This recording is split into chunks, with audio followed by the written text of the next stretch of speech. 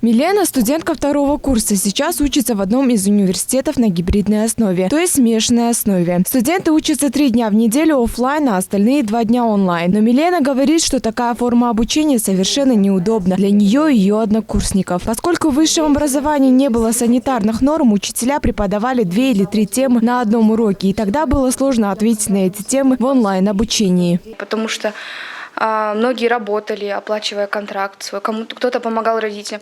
Также неудобно, потому что у нас в моей группе учатся студенты, приезжающие с США, с Баткена, с Джалабата, и снимать квартиру, либо оплачивать общежитие, они же не будут оплачивать за 3 дня. Они оплачивают за весь, это тоже неудобно. То, что проезд в маршрутках повысится, тоже неудобно. Это все упирается в деньги, как всегда.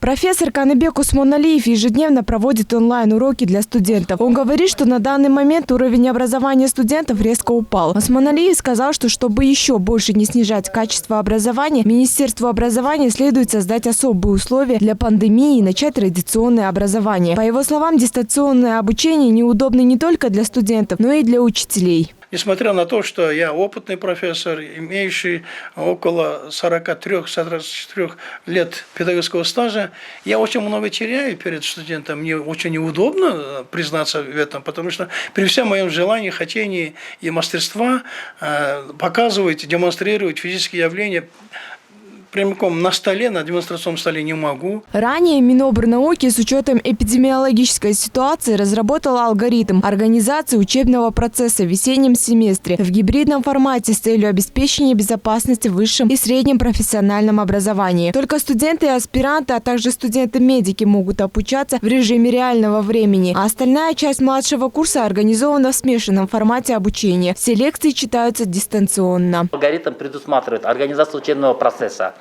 Организация учебного процесса полностью в традиционном формате, то есть офлайн, разрешается для студентов, магистрантов выпускных курсов по всем направлениям подготовки к специальностям, для студентов медицинских специальностей, для студентов младших курсов, за исключением выпускного курса, направления подготовки к специальности, за исключением медицины, учебный процесс организуется с использованием смешанного обучения, с соблюдением следующего алгоритма. Лекционные занятия по дисциплинам всех циклов учебного плана проводятся в удаленном режиме с применением дистанционных технологий. Практические занятия по дисциплинам гуманитарного и социально-экономического цикла студентов по направлению подготовки бакалавров и специалистов общенаучного цикла по направлению подготовки магистров проводятся в удаленном формате. Однако эксперты говорят, что проблема не решается тем, что ученики ходят в школу всего 2-3 раза в неделю и посещают только практические и лабораторные занятия, а гибридное обучение является обузой для учеников. Вот поэтому продвинутые страны, которые первым делом думают о будущем своей нации, а это значит именно образовательная деятельность, они постепенно переходят к традиционной форме обучения, то есть в офлайн режиме.